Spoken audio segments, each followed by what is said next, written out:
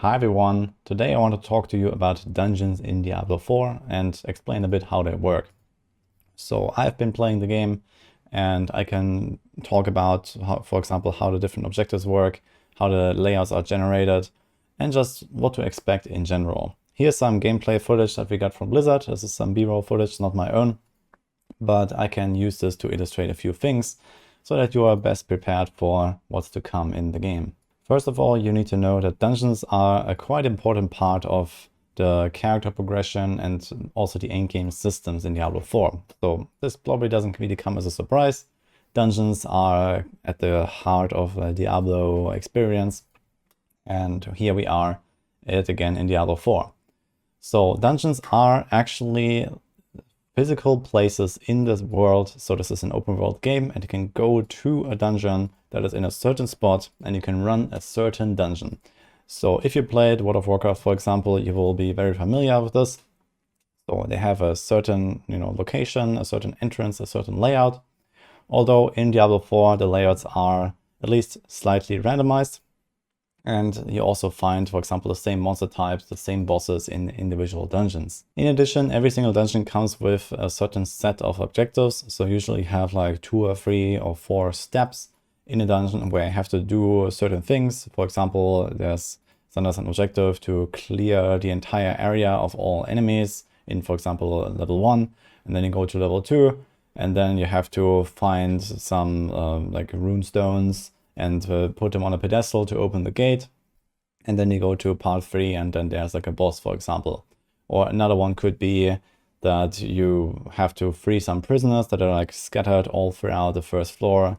Then you go to floor 2 and there's another objective like destroy certain structures that you can find in certain like side rooms. So you have to try to find those and destroy them. And then maybe some elite spawn and you have to defeat those as the last step. Those objectives are also fixed for each dungeon so that when you go into a dungeon, you know what it's going to be like, but you don't know exactly which way to take. So each dungeon has, so to say, a system that it's generating the layout with. So some might be like, for example, a square connected with a long hallway to like the final boss room or something. Others might be, like a circle, and then you have like a long winding path. And then you have like some side rooms distributed along the way.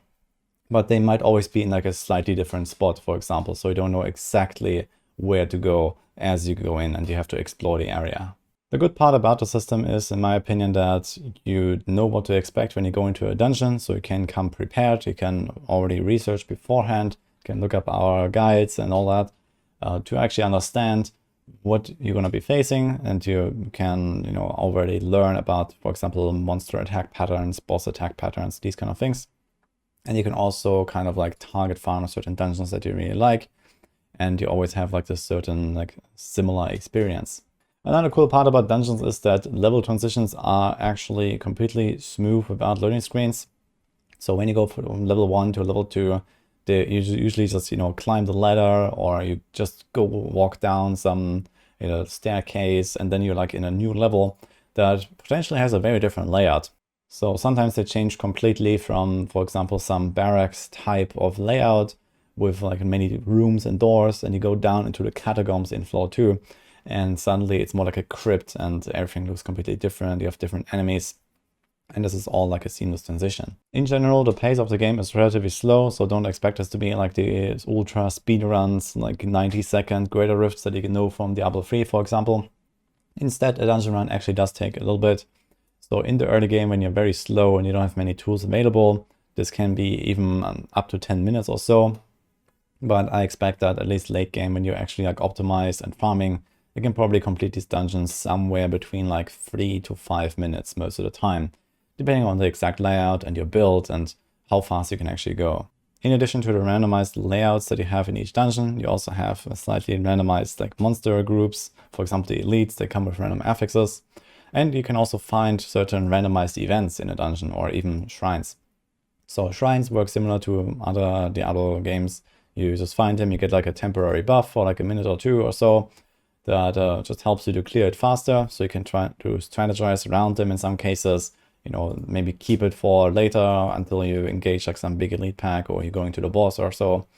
And you can also find these events. So for example, there are cursed chests.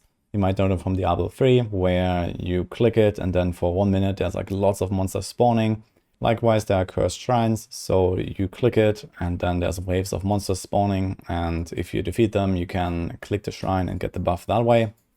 Or there's even like, similar to these local outdoor events, certain like, NPCs that appear in like a side room of the dungeon and then you have to defend them, or these kind of things. So there's like little extra events where you also get like some extra loot or XP reward.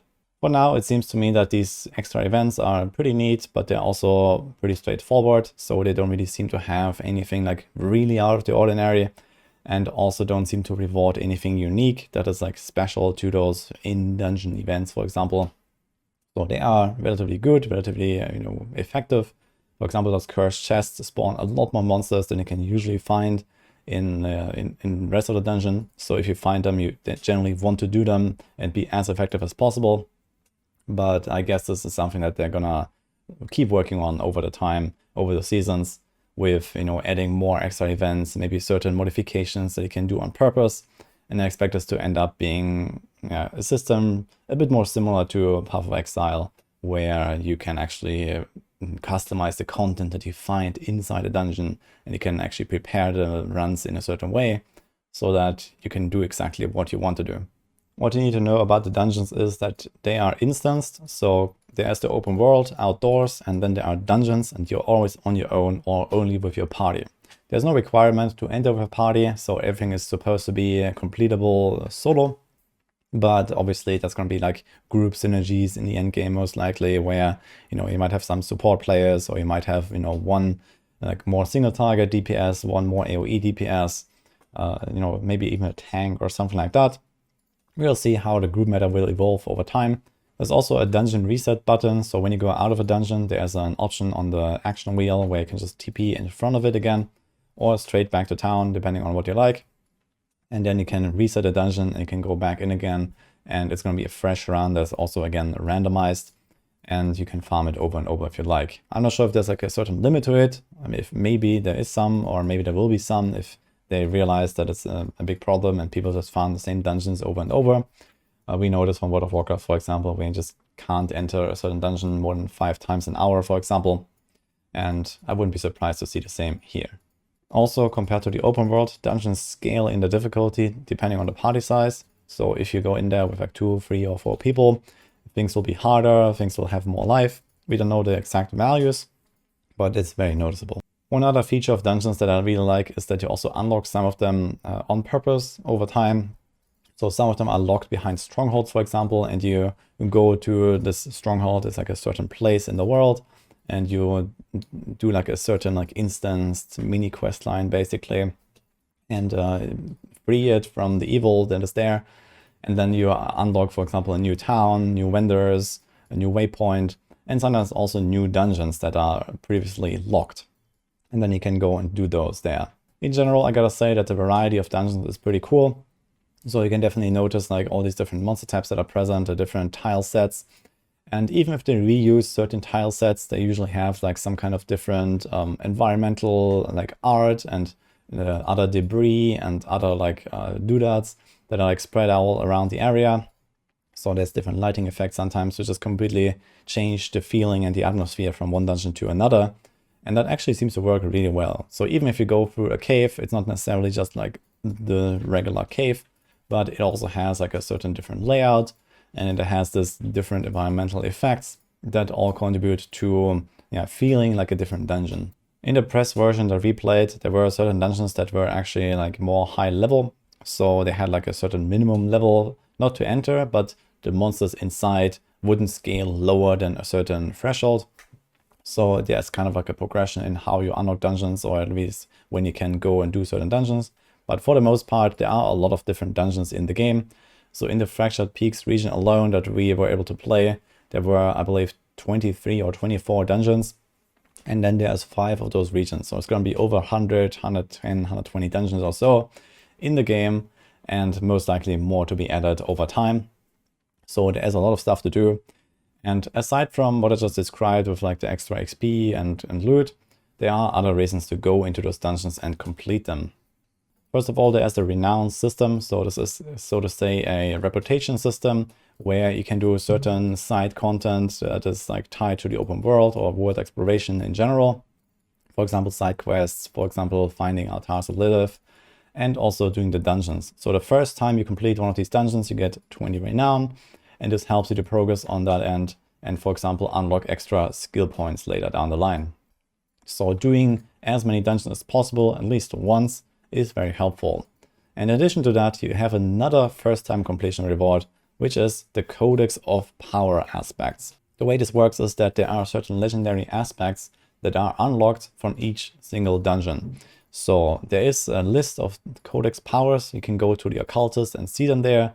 And once you have unlocked one of them, you can use any rare or legendary item at the occultist to craft a certain legendary power on it. And you can do this over and over again, provided you have the gold and the materials to do so. The cost is quite significant, but the payoff is also pretty huge. So some of these legendary powers are pretty impactful. They give you lots of extra damage, lots of defenses, utility, all kinds of things, and they're definitely needed to make a well-rounded build. So theoretically, you can have a list of dungeons prepared when you start out in the season, and you can go do those certain dungeons and unlock those powers for the entire season, and then you can craft them whenever you get a new upgrade on an item, and you have at least kind of this baseline of legendary powers that you can use for your build. And in addition to that, there are other legendary powers that are drop only that you can't get from these Codex powers, so you still need to farm for those items in general. Personally, I really like this Codex of Power system, so it gives you this option to go and hunt down those certain aspects that you want for your build. And if you want to prepare, for example, for your second build or your third build, you can go and do those dungeons and have those Codex powers unlocked as well. And some of them you just get over time from grinding the renown or just trying out various dungeons, or later on doing nightmare dungeons as well. So unfortunately, there's not that much public information about nightmare dungeons yet, but they are one of the most important endgame systems in Diablo 4, and they are, so to say, an upgraded and harder version of regular dungeons. So the way those work is that you have these nightmare dungeon sigils, and you can craft them, or you can find them, or you get them as a reward from whispers, for example. And then you can open or transform one of the dungeons in particular.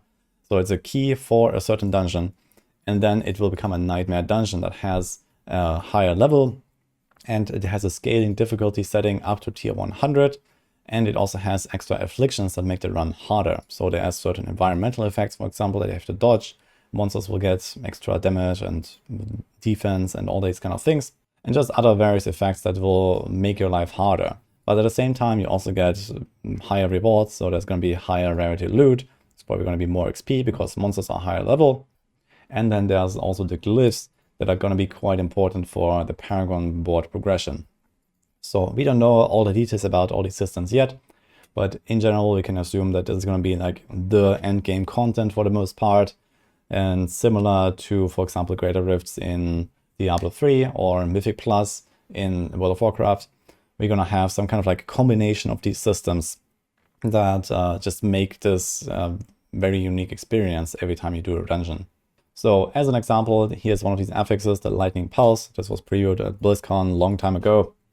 But you can see that, this is one of these environmental effects where you have to like dodge this floating rock and you can't destroy it. It just follows you around and it kind of denies you, a certain area where you just can't stand, and you have to dodge around it to not get hit by it all the time and lose more life than you have to. So this combined with, various other like damage or defensive bonuses for the monsters are going to be quite interesting to play around, and will make every single run a bit of a unique experience. So in terms of replayability, regular dungeons don't really offer that much because the layouts and the monsters are relatively similar. But for example, if you like one of them really a lot, or maybe there's going to be certain dungeons that have like really high monster density that we're going to find, and we're going to have some like speed leveling strategies, for example, you will just do them, once for the renown objectives, for the Codex of Power completion, and then there's many, many dungeons to choose from. There's over 100. But later on in the end game, you're going to have those nightmare dungeons, and you can choose, certain difficulty settings. You can have different affixes there, and those are really going to be the modifications that matter and that are going to be quite exciting. And this is what I have to share you for now for Dungeons in Diablo 4. Personally, I really like them, and I'm also very excited for the Nightmare Dungeons, which are gonna be probably like, the most interesting endgame feature, I believe, with like this scaling difficulty setting. It's gonna be very tough to push to the highest tiers, I imagine. And yeah, this tier 100 is gonna be like way above probably what most people ever see. I want to talk about those Nightmare Dungeons in a separate video because there's more things to unpack here with the little public knowledge that we have already, but we can definitely draw a lot of comparisons to other systems, for example, from D3 or WoW. So I hope you enjoyed this video, and I'll see you guys next time.